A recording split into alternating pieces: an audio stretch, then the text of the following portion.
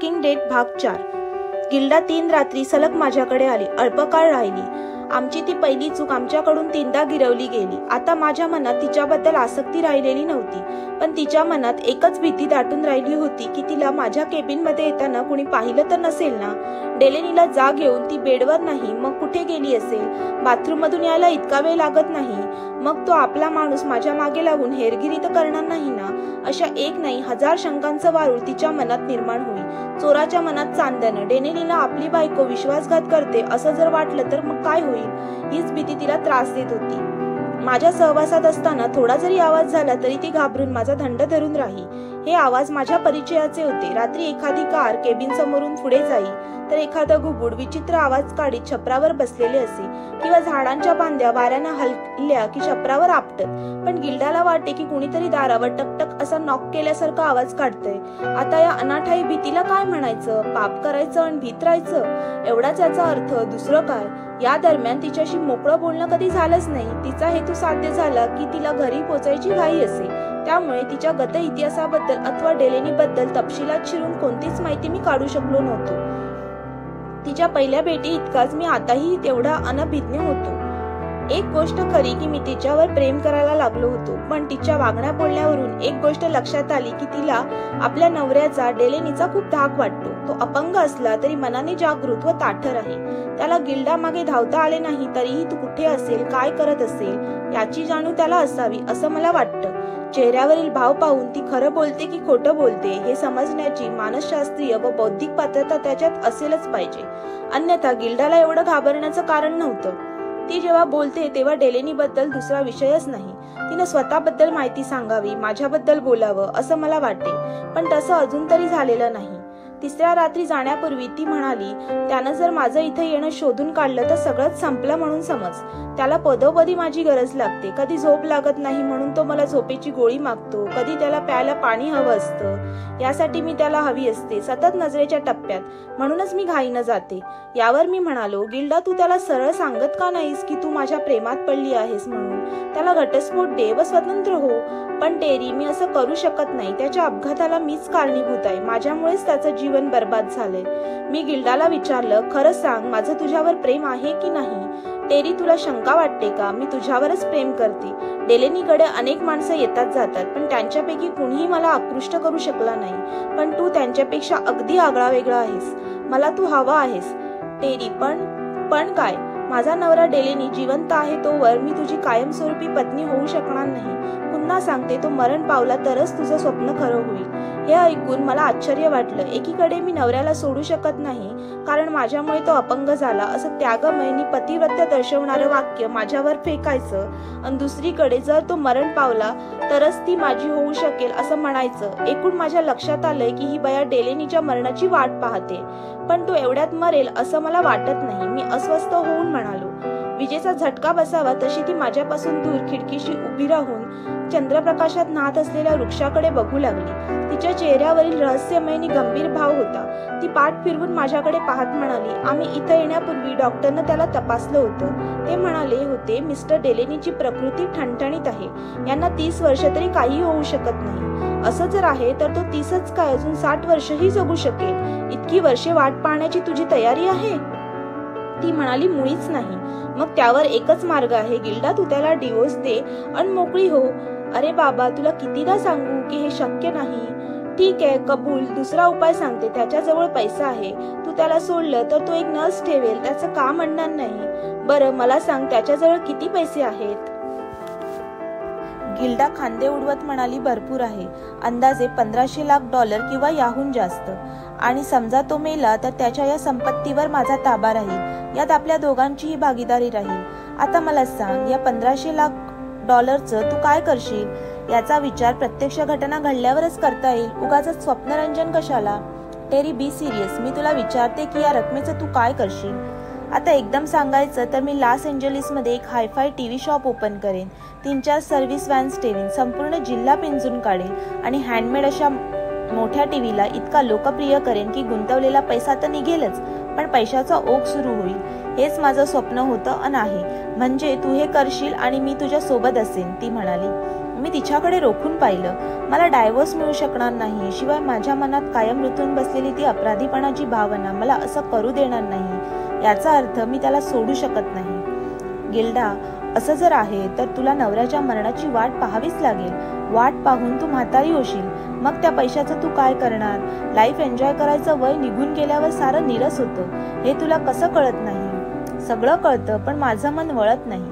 मी निराशेनं एक दीर्घ श्वास घेतला व म्हणालो, मग तुला करायचं तरी काय? ती उठून लाऊंजमध्ये गेली. मी तिच्या मागोमाग गेलो. ती वरांड्यात उभी होती. चिंतेच्या अस्थिर स्वरात म्हणाली, तेच ठरत नाही, आता काय करायचं रे टेरी? हे बोलत असताना ती आपली नजर चुकवीत होती. गिल्डा हळूहळू आपल्याला एक वेगळ्या विचाराकडे नेत आहे याची मला जाणीव होत होती. धूर्त बायकांचं असं करून आपलं इस्पित साध्य करून घेतात, पण मी वेडा नव्हतो. ती पुन्हा म्हणाली, टेरी, आता यावर एकच उपाय. कोणता? आपण एकमेकांना पुन्हा असं भेटता कामा नये. हे इथंच थांबवलेलं बरं. गिल्डाचीचे हे निर्वाणीचे शब्द ऐकून मला झटकाच बसला. असं पहा, मी खरं ते सांगते, अधिक समजूत काढू नकोस. मला वाटतं गिल्डा, तू घाईघाईने हा निर्णय घेतलाय. आपण उद्या अजून विचार करू यावर. आता उद्याची रात्र राहणारच नाही, ती निश्चयी स्वरात म्हणाली. मी उद्या रात्री इथे येणारच नाही.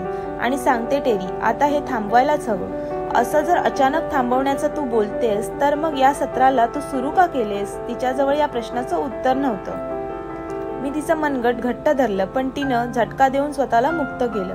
नो प्लीज, मला इथून पाय काढणं कठीण जाईल. मला तू हवा आहेस, पण मी परिस्थितीला शरण झाले टेरी. आपल्याला हे सर्व थांबवायलाच हवं. I mean it Terry, I mean it. मी दुष्टपणा करते मला ठाऊक आहे, पण इलाज नाही. गिल्डाच्या बोलण्यात तथ्य होतं.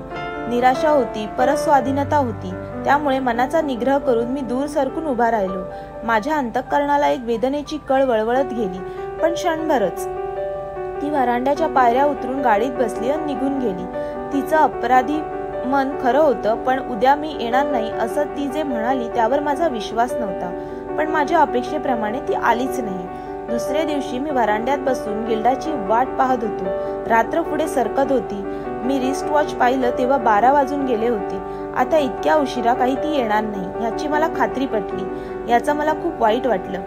पुढचा दिवस शुक्रवार होतो. गिल्डा बाजारात करायला ग्लीन कॅम्पला जाते हे मला माहित होतं. मी सरळ बाजारात गेलो आणि तिची वाट पाहत राहिलो. उगाचच फुटपाथावरून इकडे तिकडे हिंडत मी तिचा शोध घेत होतो, पण गिल्डा आलीच नाही. तरीही आशेवर तरंगत मी 12 वाजेपर्यंत धीर धरला. शेवटी हे कटू सत्य मला पचवावेच लागले. मी निराश होऊन पार्किंग लॉटकडे वळलो. माझा पराकोटीचा मनोभंग झाला होता. मी जेव्हा माझ्या ट्रक जवळ पोहोचलो तेव्हा शेरीफ जेफरसन माझ्याकडे येताना दिसला. त्याच्यासोबत सुटापुटात एक स्मार्ट तरुण होता. त्याचे एकूण व्यक्तिमत्व प्रभावशाली होतं, परंतु मी त्याला ओळखत नव्हतो. मी हात हलवून शेरीफला विश केलं आणि ट्रकमध्ये चढणार एवढ्यात शेरीफ माझ्याजवळ येऊन पोहोचला. जेफरसन पोलीस आवाजात खेकसला, उतर खाली, मला पाहून पुढे जातोस? मी उतरलो. शेरीफ म्हणाला, मी तुला ओळख करून देतो. हे मिस्टर मॅट लॉसन, आणि मिस्टर लॉसन हा टेरी रिगन. हाच तो ज्याच्याबद्दल मी तुम्हाला सांगत होतो. लॉसनने माझ्याशी शेकहँड केला. माझ्याकडे रोखून पाहत लॉसन म्हणाला, मला जेफरसन कडून कळलंय की या जिल्ह्यातील सर्व टीव्ही सेटची देखभाल तुम्ही करता. हो, पण सर्व तर शक्य होत नाही, पण बहुतांश टीव्ही सेट्सकडे मीच लक्ष देतो. एवढ्यात जेफरसन म्हणाला, तुम्ही दोघे धंद्याच्या गोष्टी करा. मी डॉक्टरला म्हटलं होतं की तुला मी चेकर्सचा गेम वेळ घालवायला म्हणून देईन. मी येतो, बाय. जेफरसनशी लॉसनने शेकहँड केला आणि जाता जाता मला लवकर भेट अशी सूचना देत तो आपल्या ऑफिसकडे निघून गेला. लॉसन मला म्हणाला, मी थोडक्यात माझ्याबद्दल सांगतो मिस्टर रिगन.